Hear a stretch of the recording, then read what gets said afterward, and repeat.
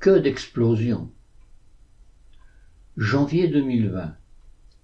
D'ici quelques jours, notre voisin, Monsieur A, va avoir 101 ans.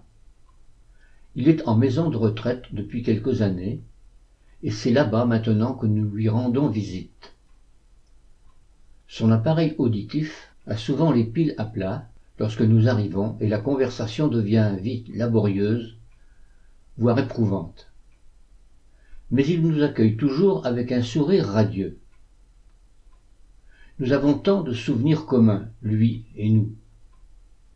Les réceptions pour fêter le Nouvel An chaque mois de janvier avec les autres voisins, généralement chez nous parce que nous étions les plus jeunes, les papotages chez lui où il débouchait religieusement une bouteille de Gewürztraminer, les virées en voiture à Saint-Rémy-sur-Dourol et au bord du plan d'eau où il avait ses souvenirs, les invitations dans son restaurant préféré, où nous dégustions les écrevisses de la rivière, où il allait pêcher lorsqu'il était enfant. La fête de ses 80 ans avec les autres voisins chez nous, où nous lui avons écrit une chanson, l'anniversaire de ses 90 ans où il s'était enfin laissé offrir un ordinateur par ses enfants, puis appelé Rémi au secours pour apprendre à s'en servir. Un patriarche, le monsieur, exigeant que ses grands-enfants soient tous avec lui à Noël, un homme de caractère, au fil du temps devenu pour nous un ami. L'anecdote suivante a lieu un 31 décembre, au cours des années 90. Nous fêtons la Saint-Sylvestre dans notre maison avec nos amis habituels. C arrive les bras chargés de fusées et déclare qu'à minuit il tirera un feu d'artifice depuis notre jardin. Ça nous plaît bien, mais je suis juste un peu ennuyé de ne pas l'avoir su plus tôt pour prévenir au moins mes voisins les plus proches que nous ferons du bruit. Mais bon, c'est une nuit de fête, notre voisine de gauche dort de l'autre côté de sa maison et est assez sourde pour ne pas être dérangée.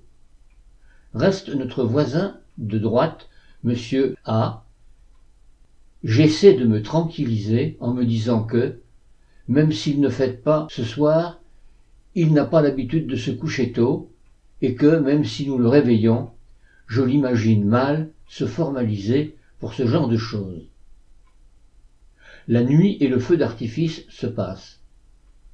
Les explosions se succèdent.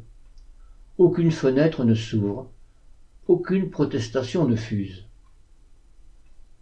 2 ou 3 jours plus tard, je rencontre Monsieur A.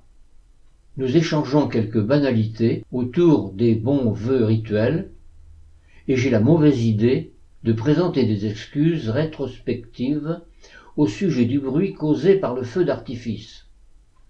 Là, c'est lui, mon cher voisin, qui brusquement explose, c'est le cas de le dire. Oui, parlons-en de votre feu d'artifice. C'est honteux de ne pas m'avoir prévenu. Alors là, Madame S., je vous en ai vraiment voulu, et je vous en veux encore d'ailleurs. Ne me refaites plus jamais ça. Je suis abasourdi. Quand même, je trouve qu'il exagère un peu là.